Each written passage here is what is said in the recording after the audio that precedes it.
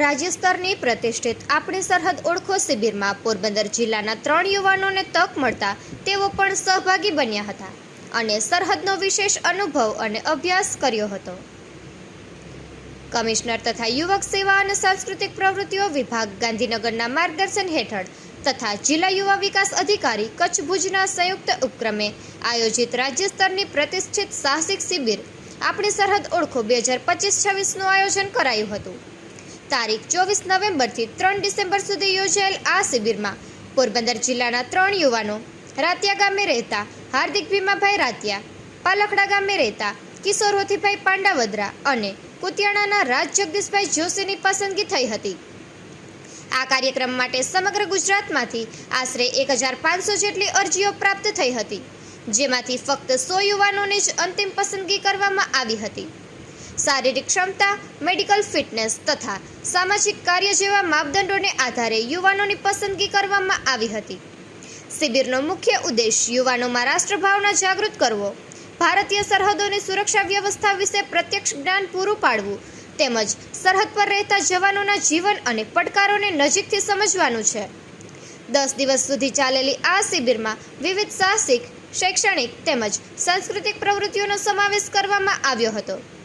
શિબિર દરમિયાન યુવાનોને કચ્છ ભુજ સરહદ વિસ્તારનો વિશાળ અભ્યાસ કરાવવામાં આવ્યો હતો, જેમાં Dholavira, road to heaven, Kala Dungar, કુરનગામ, India bridge, Hardoi post, zero line Seema Darshan તેમજ સફેદ રણ, નખત્રાણા, જીર્ણોધર પર્વતારોહણ, માતાનો મઢ, ઇતિહાસ સુપ્રસિદ્ધ લખપતનો કિલ્લો, ગુરુદ્વારા મુલાકાત, કાતિલિક દરગાહ, નારાયણ સરોવર, કોટેશ્વર મંદિર, જખો બંદર, પિંગલેશ્વર મંદિર, વાહન તટ પરિભ્રમણ, મોરાઈમોરા મંદિર, નડા બેટ, BSF મ્યુઝિયમ અને પરેડ વગેરે મહત્વપૂર્ણ સ્થળોની મુલાકાત સામેલ હતી.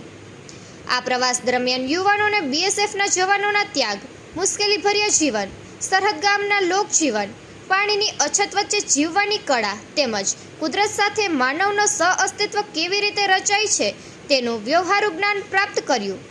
આ ઉપરાંત ઐતિહાસિક ધરોહર જેવા કે આયના મહેલ, પ્રાગ મહેલ, કચ્છ મ્યુઝિયમ, હમીસર તળાવ, સ્વામિનારાયણ મંદિર તથા ગાંધીગામની મુલાકાત લઈને કચ્છની સંસ્કૃતિ અને પરંપરાનો પણ ઊંડો અભ્યાસ કર્યો હતો. નિપુલ પોપટ, પોરબંદર ટાઈમ્સ. રહેવાસી છે. હું હાલમાં જ આપણી સરહદ ઓળખો કાર્યક્રમમાં જોડાયો હતો. આ સાહસિક કાર્યક્રમમાં મને મોકો મળ્યો તે માટે હું ખૂબ ગર્વ અનુભવું છું.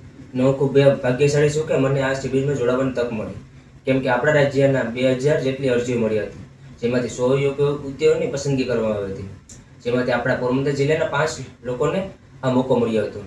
આ શિબિરમાં ઝીરો લાઇનથી લઈને કચ્છના ધાર્મિક સ્થળોની મુલાકાત લેવામાં આવી હતી, જેવા કે માતાનો મઢ, કાળો ડુંગર, ગાંધીગામ, ધોળાવીરા, કચ્છના અનેક સ્થળોની મુલાકાત લેવામાં આવી હતી.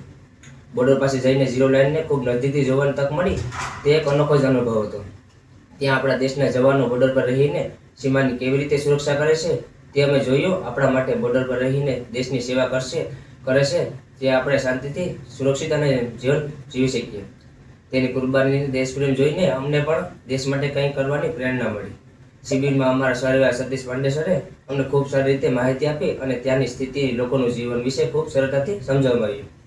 આ શિબિરમાં અમને ડિસિપ્લિન, સમયનું મહત્ત્વ, ટીમ સાથે રહીને કેવી રીતે વર્ક કરવું તે શીખવા મળ્યું. આ શિબિરમાં એક વખત જોડાવવું જોઈએ, જેથી આપણે જાણવા મળે કે ત્યાંના લોકો કેવી રીતે જીવન પસાર કરે છે. કઠોર પરિસ્થિતિ, તીવ્ર ઠંડી, રણની ઉકળાટ અને પાણીની અછત વચ્ચે પણ ત્યાંના લોકો ખૂબ સરળતાથી જીવન પસાર કરે છે.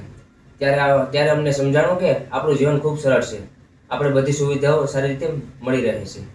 હું આશા રાખું છું કે આપણા પોરબંદર જિલ્લાના લોકો વધુને વધુ યુવાનો આ શિબિરમાં જોડાય. જય હિન્દ.